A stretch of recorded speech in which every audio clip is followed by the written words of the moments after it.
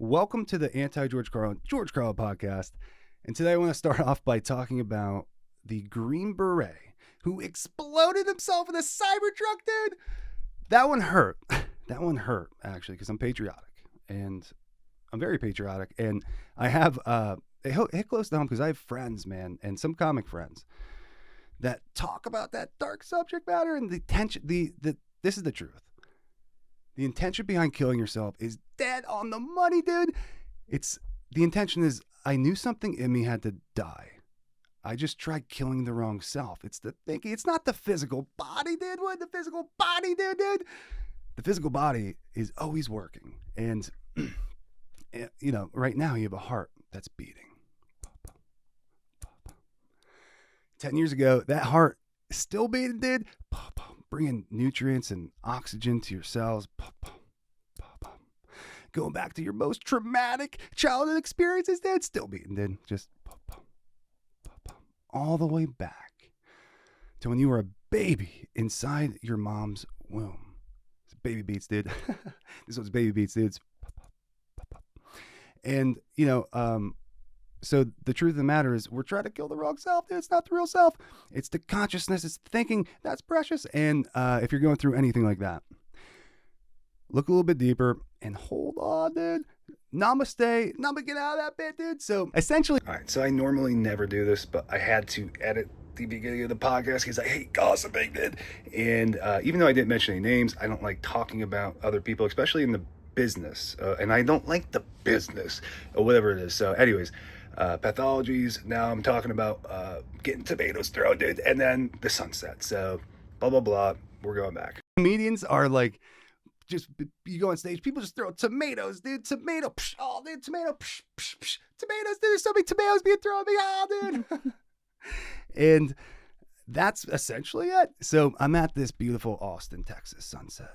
And if you've ever seen an Austin, Texas sunset, it's beautiful. It's like the Texas Chainsaw Massacre movie had an Instagram filter. That's how it looks, dude. It's amazing. And while I was at the sunset enjoying it, at this point, I'm by myself, and this woman next to me shares a shameful secret. Top secret. Keeping that secret to myself. But the intention of this is I instantly felt comfortable. Because this is a real person I'm talking to. They're not trying to play games. It's just, this is honest. And so today I'm doing something no smart man would ever do. I am exposing my most shameful secrets, dude. No.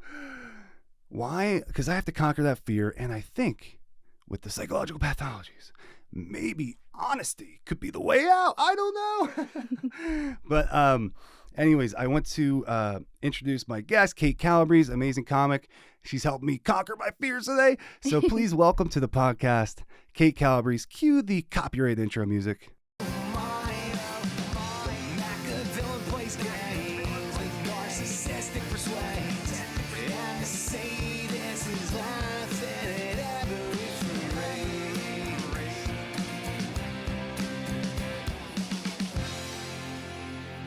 Welcome to the podcast, Kait. Thank you for coming back on in a legitimate professional studio. Yeah. Thank you for coming in. So today, as you heard, it was kind of weird saying the monologue in front of you. I'm I'm sorry. I could have left the room. No, I meant like it was weird performing a monologue with another person in the room, and you know, I guess I'm anti-suicide. I don't know. Like it was a weird experience. So no, cool. Welcome to the podcast. It was a long monologue. So today I'm going to be exposing my most shameful secrets. Why I really think there's power in removing the shame piece. Like, I think there's something there. What do you think about it?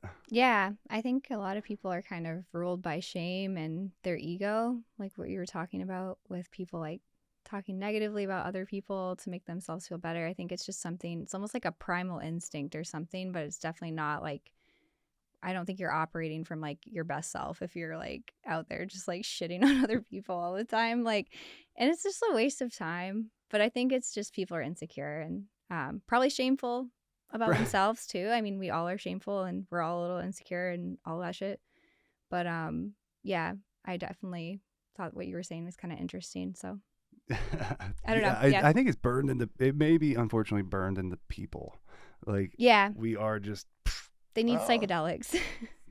I feel like psychedelics will take you out of that really fucking quick.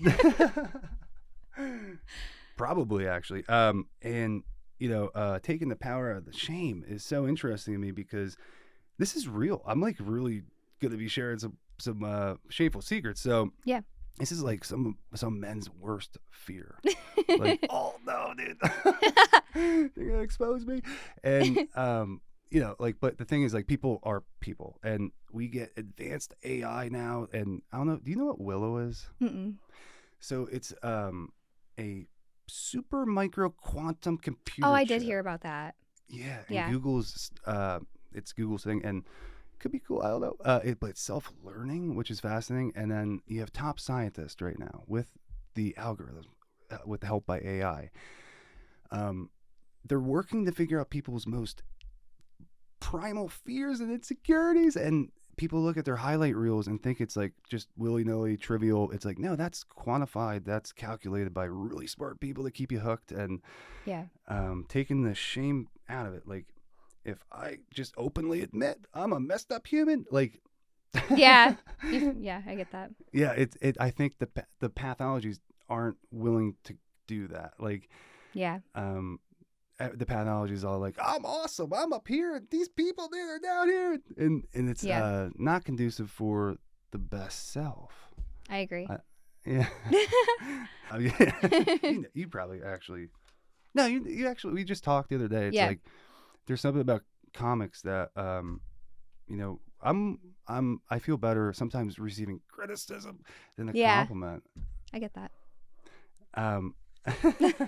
All right, I'm like deflecting right now. So my first shameful secret. So number one is this is hard to do, but my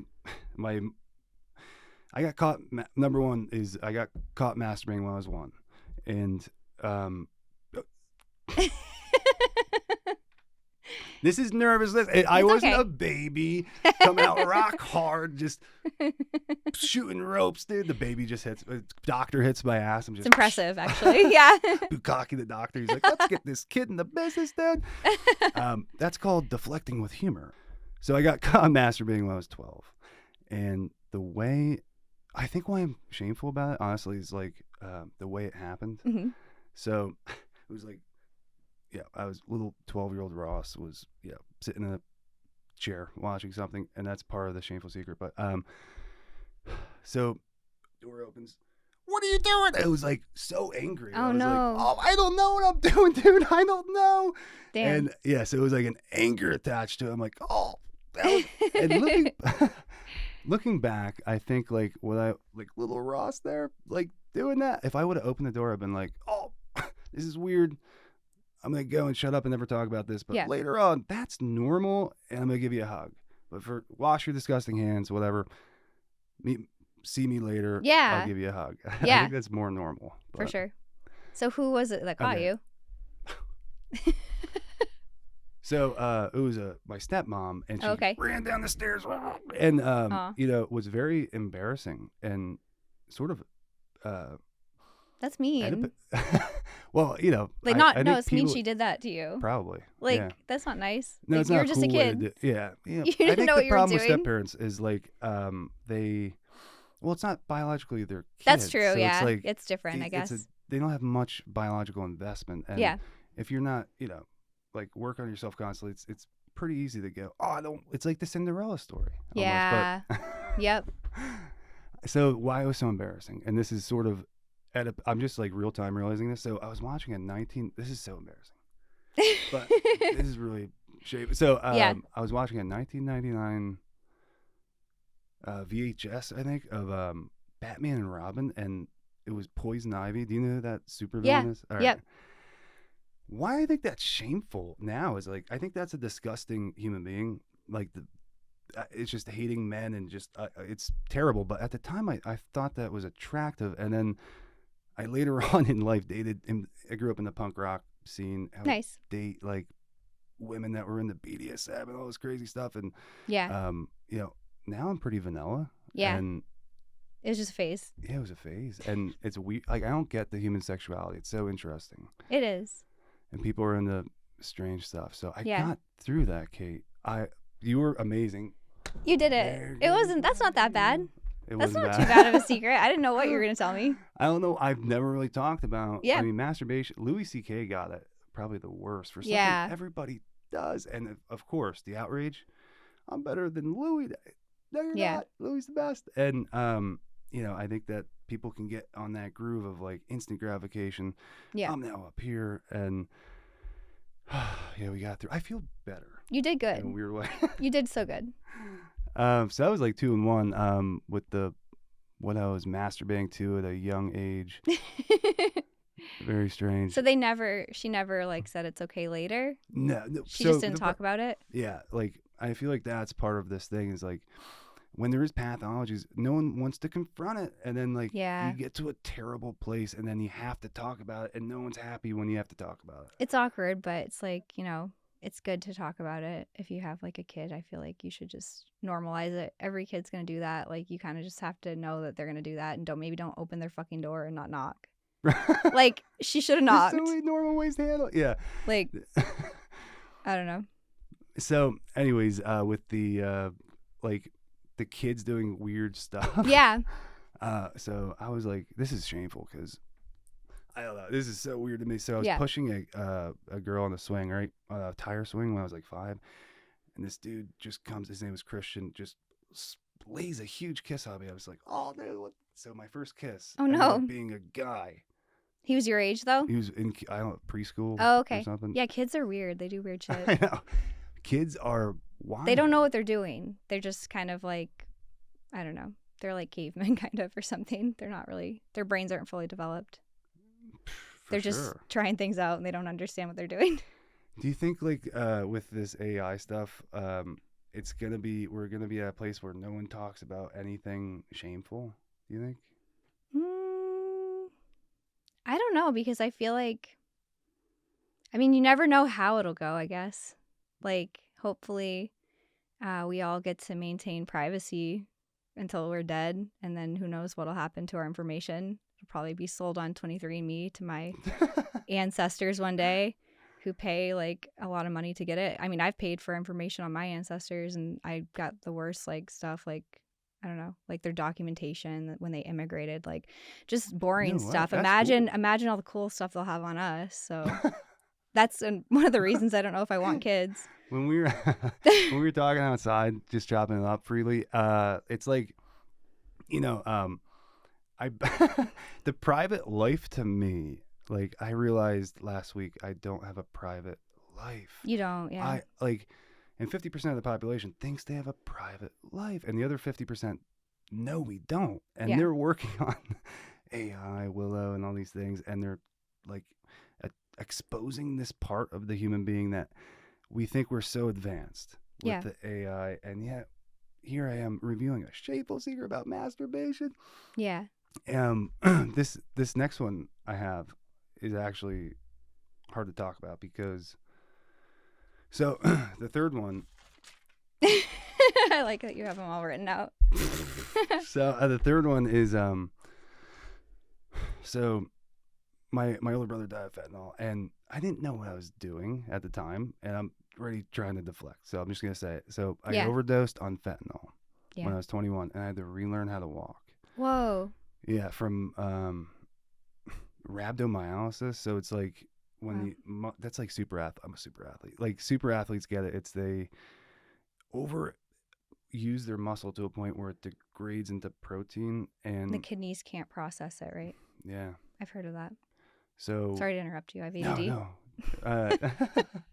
So I was in the hospital, and like it was so shameful because I have the best family in the world, but like at the time, my brother just died of this, and I was 20. So just to make a point, like kids, there's no drugs anymore. It's just fentanyl. And I didn't know that at the time. And someone trying to find heroin now is like Elder Scrolls, like you try to find something that doesn't exist. And so I was in the hospital, had to relearn how to walk, and I had to go on dialysis. You're like, you're never going to be able to walk again or like function normally. And then it was like 6 months in a wheelchair.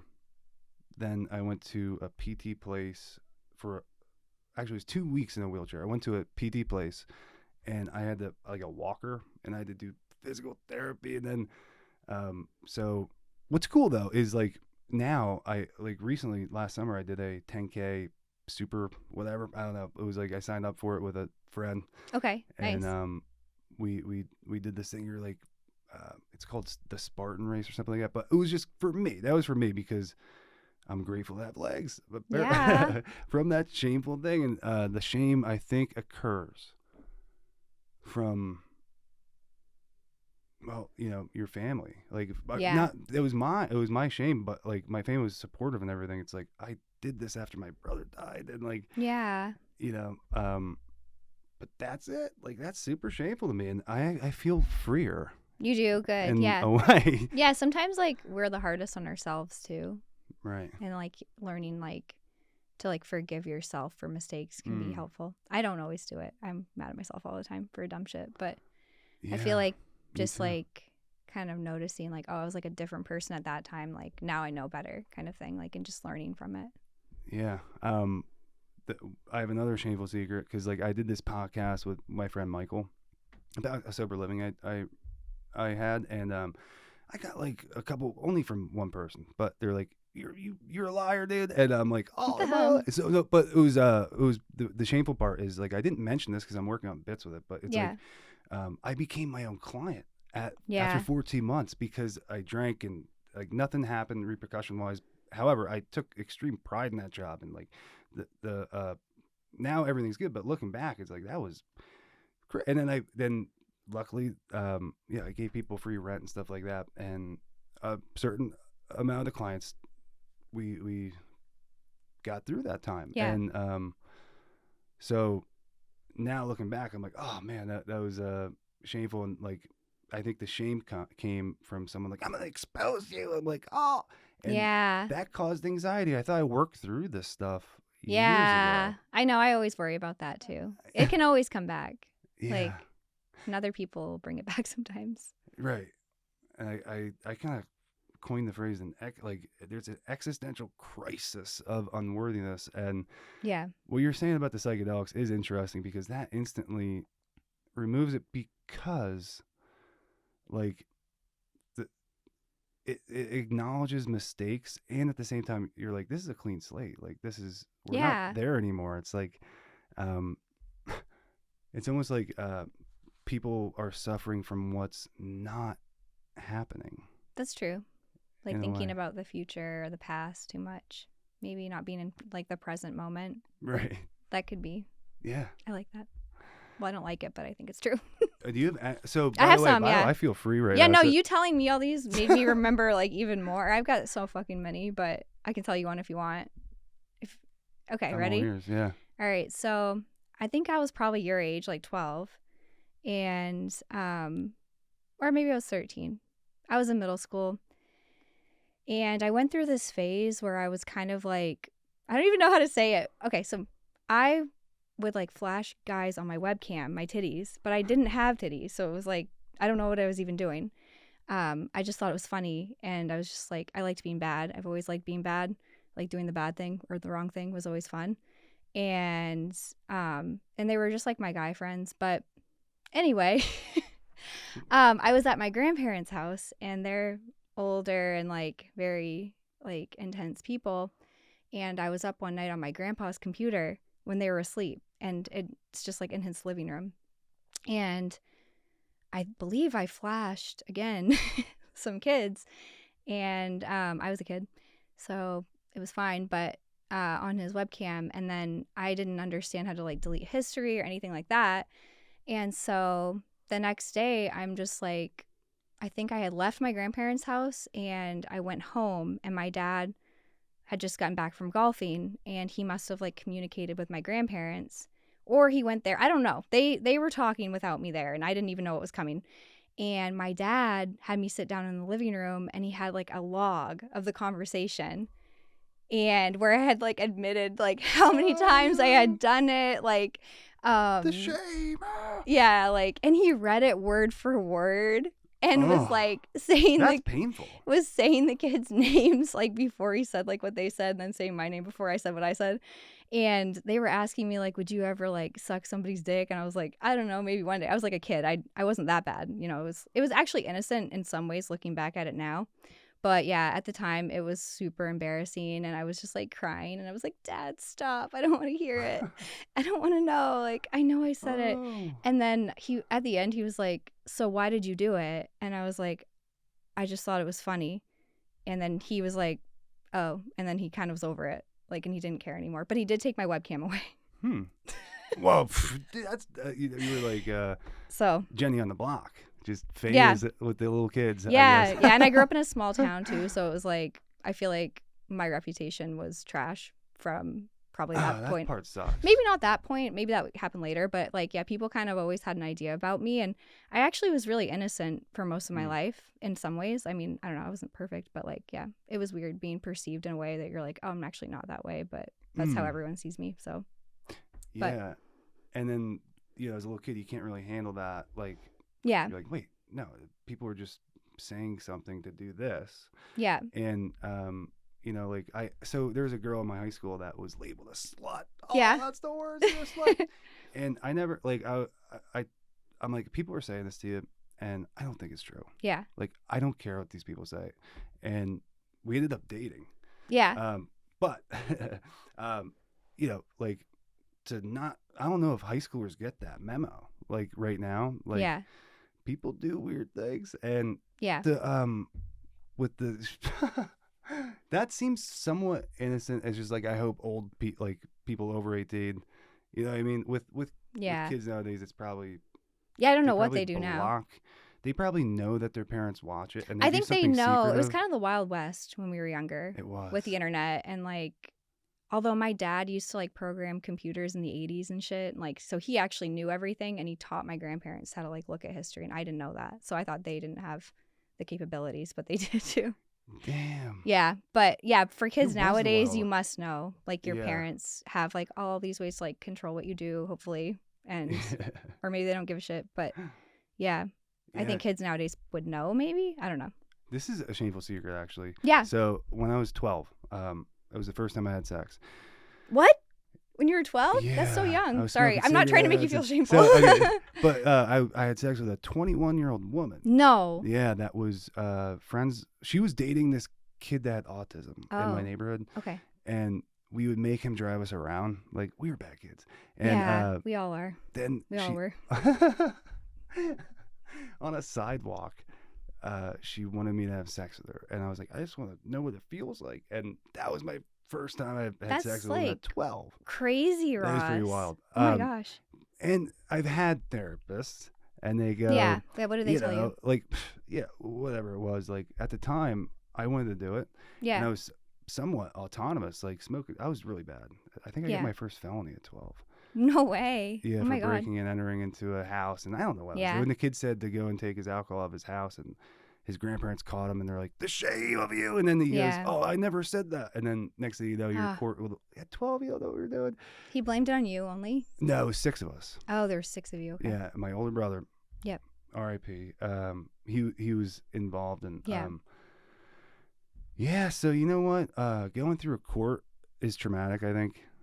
Anytime. If you have to go to especially when you're like a little kid, like you were just 12, like you didn't know what you were doing. Right. I'm just gonna start crying. Oh, like the good like it's not your fault. It's not so yeah. No, to me the whole experience was like, you know, I don't think about it. Like I really don't, like but you know, people go, oh, it's different for a guy. If it was if it was a girl. If that would be such a different situation. Yeah. It's still bad, like that she did that to you, and that's still, you know, but it's just a different, I don't know. Let me ask you a question. When you think back to your 12-year-old self, do you picture yourself now? Or do you look back and go, this is just a baby? I think of myself as like, 12 for sure. I was a baby. Like, I don't know. I feel like you're kind of always the same in some ways. Like you don't change. Well, for me at least, I have like a lot of the same characteristics I've had since I was a fucking baby. So I'm like I don't know. Like I don't know how to explain that, but yeah, my essence is very similar, but I think just like the way my brain operated was very different and childlike. Until I was like 18, brilliant. 19, 20. I think I was a child when I was 21 still, actually. But yeah. Yeah, me too. I think like 25 was when I started maturing more. Yeah. But like 20, like what is the essence is like, I look back and I think I'm mean still. Like, Yeah. I still think I'm young, 31. And I look back at it, like I continuously kind of have this consciousness when I look back on memories. And that's interesting. Do you have any like home videos or anything from when you were a kid? Yep, yeah. My mom was about, she recorded everything. That's fun. Going back, this is very strange. I can't believe I'm actually saying this. No, go ahead. Out loud. Say I it. really can't. Yeah, just go ahead.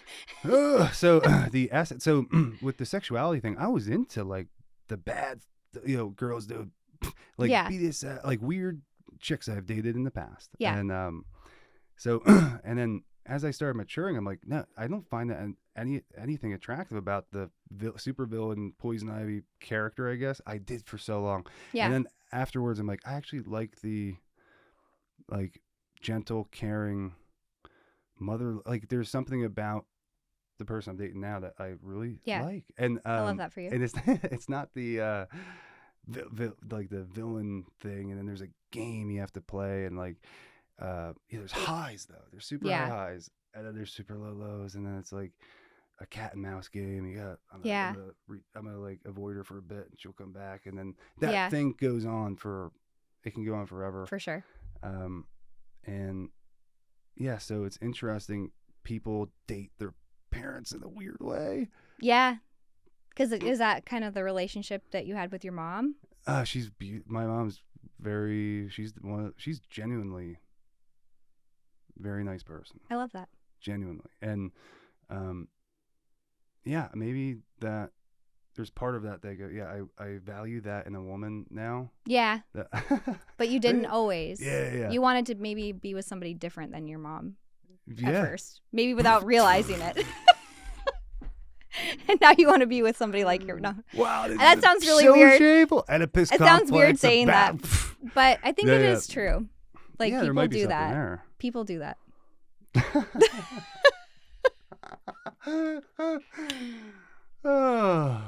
So, all right. This is like honestly cathartic in a very weird way. Oh yeah, I don't know.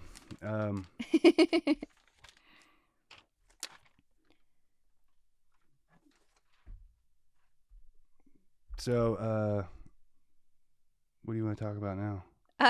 We could keep going with the shameful stuff. Yeah, okay. Or whatever you think. I did have a question, but now I forgot. Okay. I'll come back to it. Yeah. I think like part of this stuff of releasing the shame is very good because for a while, I would say from 12 to 16. So I started shooting heroin at 15. No way. Yeah. 15? So the person that shot me up with heroin the first time was this person who's now actually I already said this out in the ether, so I'm gonna go ahead and be honest. It's like there's a woman who I dated, beautiful woman.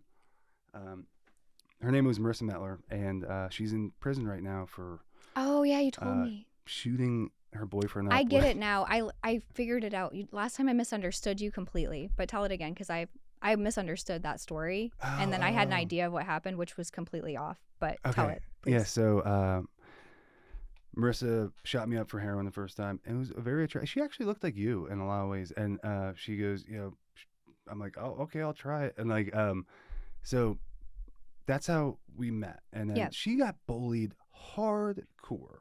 Oh, really? Like hardcore, probably because she was beautiful, honestly, and and she dropped out of the high school, went to a homeschool, and then I met up with her later in life, like 15, 16. That's the first time she introduced me to that, and that's powerful for a kid to experience. And the story is like Marissa then, I love you, Marissa, she injected her boyfriend at the time, who overdosed on fentanyl with meth to try and revive him. Yeah, I get that. At first I thought you said that she did on purpose. Like, I don't know. I misunderstood that, but that makes sense because she was probably on something too and was just like, well, we've seen like Pulp Fiction when the girl ODs and then I don't remember what they put in her. Adrenaline. Yeah, so she That's was fake, trying by the to do that. I'd probably do the same thing. I don't know how Right. drugs interact. I mean, I don't know.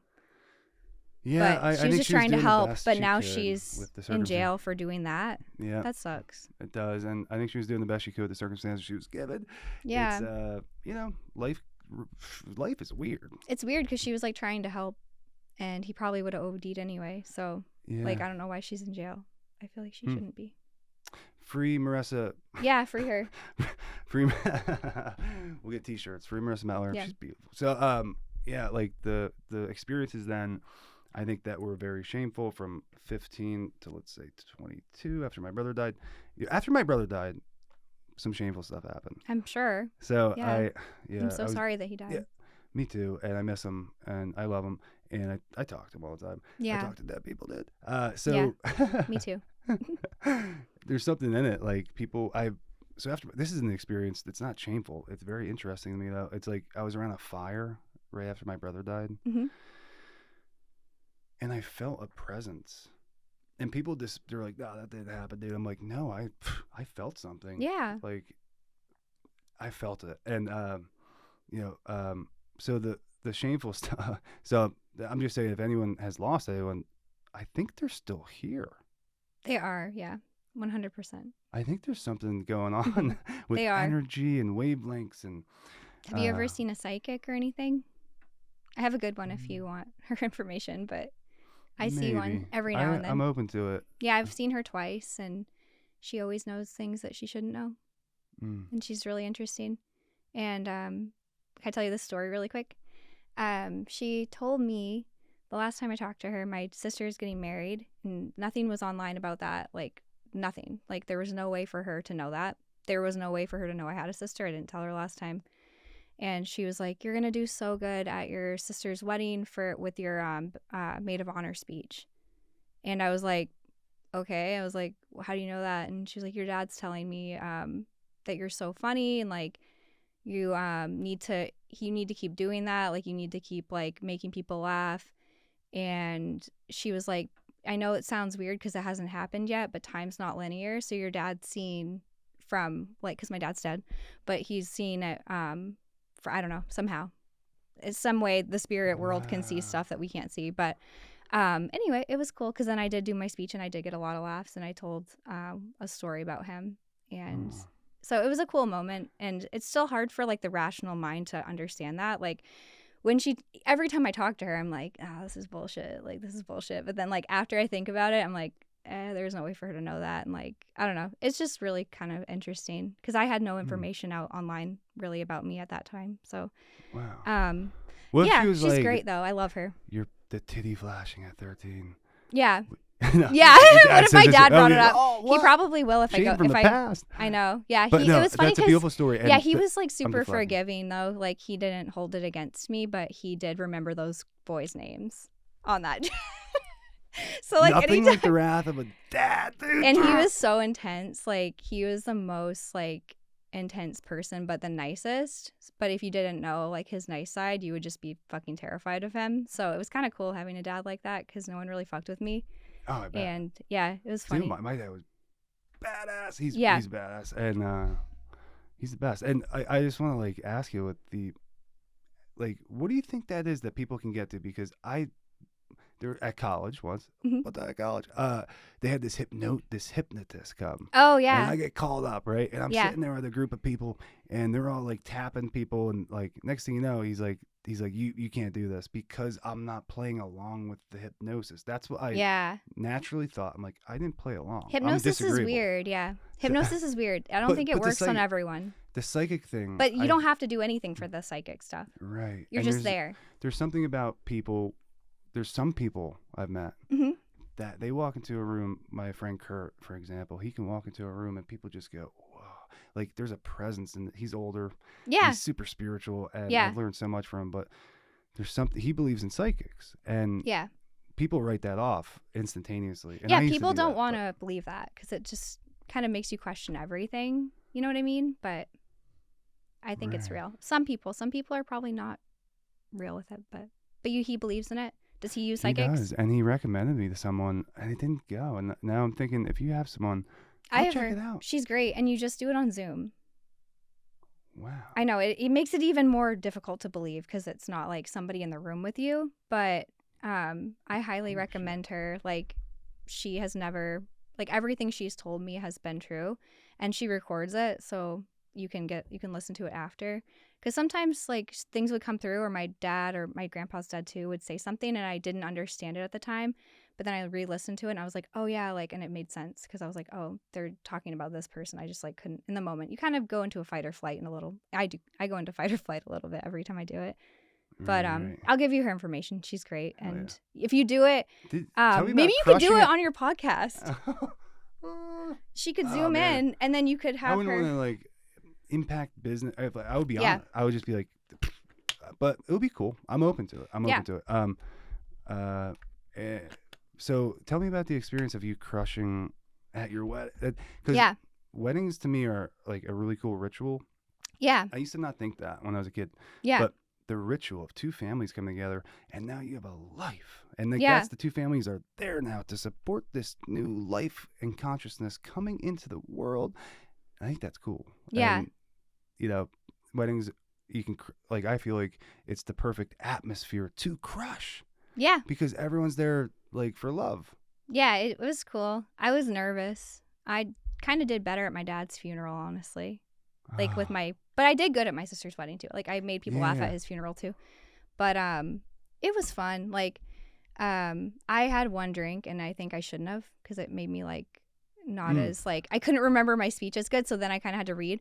But the thing I made them laugh about was the fact that my dad, when my sister started dating her husband, my dad was, like, on his deathbed. So he did know, and he knew him from where we're from, and he was happy about it. But he didn't really get to, like, experience, like, them being together that long.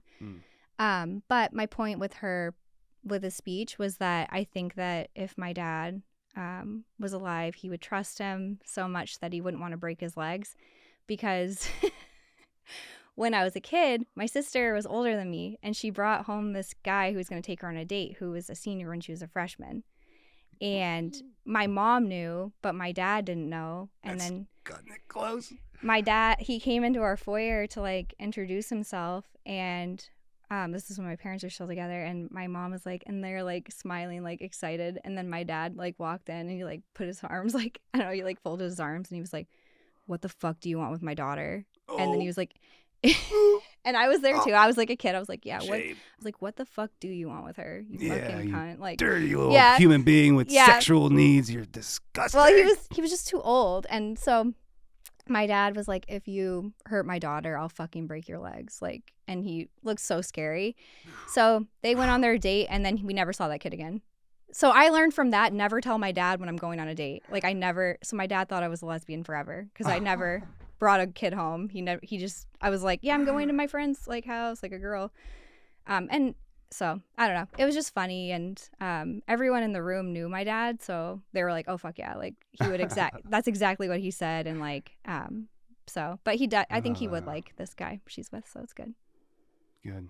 And honoring the dead. That's. But another thing, good. though, I have to show you, or I can show me, and while you okay, I'm gonna tell you about it okay. while I look it up. Okay. So I have a friend who did my sister's pictures for her wedding, and she's like an amazing photographer. And in all of the pictures, there's these orbs, and she was like, "That's your dad." She knew my dad too, and she was like, "That's your dad. Like, that never happens." She understands the way light interacts with photos and stuff, and she was just like, "That's your dad. Like, he's in like all the pictures, and my grandpa." And they were the colors of the orbs were their favorite colors. My grandpa's favorite color was red, and my dad's was purple. So. That's wild. And my friend Kurt has a picture of him. I think it's twotrees.com. If anyone wants to look Kurt Zimmerman up, but he has a halo. Sorry, I'm listening. He I'm has just a halo, looking for the right? picture. Yeah. In a picture, and it wasn't planned. It was like, no how way. does that stuff happen? And yeah. Yeah. Well, actually, there's other colors in this one, but you can kind of see it there. They're like in almost all of the photos. And then I didn't mean to cut you off, though. Oh, yeah, but what you're saying about the drink, I promised myself I would not drink before this podcast. Yeah. To get through the shame. And I'm like, I wanted to. I'm like, I might. And I'm like, no. not doing that, I gotta feel it. And I think this conversation went really well because of that, and because you're awesome. Thanks. So are you. Getting me through this, conquering this fear. Yeah, I mean, everyone has done fucked up shit, and like some of the stuff that you're saying you're feeling shame about, like you didn't really do anything wrong anyway. You're just like, you know, a kid, and like. Well, I definitely have stolen from people that didn't deserve it, and I've definitely, but I've made amends through this consciousness life, like and you know, I've hurt people, and I've lied, and I've been dishonest through me too. So it's like, but and I really try and course correct, and be honest, and that's hard, and it is hard. That's the hardest thing. It is hard, and you feel better though. Almost 9 times out of 10. If you go, hey, I made a mistake. Yeah. I made a mistake. You know, I should have done this. I cut you short yesterday. I'm being an asshole, and I'm going through my own shit. I'm taking it out on you. Like, just saying it and acknowledging it instead of, like, not confronting it. To me, like, not confronting stuff doesn't make anything better. It may totally short agree. term, like, instant gratification-wise, it may make it better. But long term, we want to be free. That's the best. That's the coolest part. Yeah, I agree. About consciousness is like, we should be free, man. Yeah, life is like too short to live in fear of getting caught in your lies. Yeah, because it's like when you lie, you have to like keep lying. Yeah, it's a Mark Twain. Mark Twain to remember your lies. It's too much work. Right, that's it. You nailed it's too much work. Mark Twain has another great quote I heard yesterday. History doesn't repeat itself, but it rhymes. Weird. It is weird because everyone's like, you gotta stay current now, and like AI. Who knows what current means nowadays? What's context? What's funny? People like, I think the world, in a weird, strange sense, had these pathologies just like overtake, and the more we confront them, I think the more harmony. I agree. For sure. It's going. Yeah. Like that orb that you just showed me. Like, there's something beautiful about that. Yeah, it was cool. I could feel my dad's presence too. When she walked down the aisle, it was cloudy and all day, and then a ray of sun like started shining, and it only was like hitting her and me in the photos, I think. But I wouldn't when I felt the sun on me, I was like, that's my dad. Like, I can feel it. Sorry, my voice is kind of rattly because I'm losing it. Just too much slang. Banana mic. Have you been? Yeah, I haven't done it yet. Was it good? It was so good. I was literally. Can you tell the audience what the banana mic is? Yeah, I would love to. So it's at Creek in the Cave every Sunday at 10 o'clock. Go if you haven't. I think it's free. Is it free? I'm not sure. I believe it's free. What happens is it's a heckle mic. So anyone that signs up is signing up to get heckled, and the audience can heckle, and so there's a panel too, and then the person getting heckled can heckle them, the audience also. It's just really funny. Don't do it if you are afraid of like shame, because they will fucking tear you apart. But they're good though. If you're going up for your first, say you never did comedy, you have the power with the microphone. No one else has the microphone, right? You have the microphone, but then that you get cut off at a minute, but you still can talk like afterwards. So your set's only a minute, and then you just have to like kind of, if you're good at on the spot like riffing or whatever, it's easy probably for some people, but for me, I just like did it, and then I just kind of clammed up and laughed. I was like, I'm not good in the moment. I want to get better at that. Like I've never done like improv or anything like that, so I think that would be helpful. But honestly, just being in the audience and like watching it is so fun. Like, and if you are good at like roasting people, then you get to roast people, and you don't have to go on stage. You can roast even if you don't go on stage. So it's really funny. And my friend Phil did so good. He was like, I can't even remember what he said, but there were some that I was just like, in the audience right now. I almost died laughing. Like, I can't remember right now, but that's how I lost my voice, because of his mostly him. Everybody though too. There's this guy named Colton, like he's hilarious. Like, I'm trying to think, there were so many good ones. JT, I don't know, everybody's good except for me, but I want to get better. Stop that. I want to get better. I'm not good at roasting, so. No, I'm not a roaster either. I'm not into the roasting. I think there's a part of it that makes you dangerous in comedy if you can get that and move it in, but I'm not like a roaster, like, yo, mama's so I'm not into that humor. However, I think it's effective, and I think it's also a great weapon to have if I'm on stage and I'll do the bit. That sounds Yeah. amazing. So I'm gonna sign up for that. Yeah, And- even if you don't do it, you should just like go watch. Or Right. have you been to one? Oh, not the banana mic. You not to should. have Okay, one. just go watch first. Okay. Because the first time I did it, I was like not knowing what to expect, and they didn't roast me too bad. They were actually pretty nice. Like, Of course. so. Okay. But then the second time, I signed up and I didn't check in, so I didn't get on, and I was just off that night, and I was so glad I didn't get on because I knew I just couldn't handle it that night. So I don't know. I would recommend you. watching it if you're thinking about doing it. Like, watch it first and then decide. But I'll it's try really, really anything once, like a entertaining. crack whore. Do what? What'd you I said say? I'll try anything once, like a crack whore. Well, you might love it. Do you like getting roasted? No, I'm not a masochist, and Okay. believe it or not, from this podcast, Yeah. apparently. So yeah, I'm not into self-deprecate. Like, Yeah. there's a pinball wizard. Do you ever hear that song? My dad loved that song. No way. Yep. This is meant to be. So, the pinball wizard may be the greatest song ever. It's from 1969. It's so fucking good. It's Can we 1969. play it? No, you're probably not allowed to. So it's from 1969, and he's a deaf, Dumb and blind man. dumb, and blind. Yep. Oh, it's like Helen Keller of pinball. But he still sure plays a mean pinball. But he plays. It's a trip. He's got a supple wrist, dude. A supple Yeah. wrist. And he's the pinball wizard. And it's the perfect song because they Yep. set the self-deprecation up first. Yeah, that's true. And then the hero enters, and he's deaf, dumb, and blind. Yeah. And I think that's the 2025. That should be the theme song for 2025. Pinball Wizard, because Yeah. we're all deaf, dumb, and blind. We I all think. are. I know. Yeah. But it's about getting through the shame and the Fuck yeah. fears, and we nailed it today. I think we Yeah. did really well. Follow me on Instagram. It's Kaitcomedy, and I'm gonna start streaming on Twitch. Or I already did start streaming on Twitch. And I'm gonna put that information on there too. Awesome. Just email it to him, Yeah. and we'll put in the description. Ross and Nazareth. You can follow me on Instagram if you want, and YouTube. And these podcasts come out, I think, everywhere. I have to double check though. But Yeah. other than that, thank you. Let's do some copyright outro music. Villain plays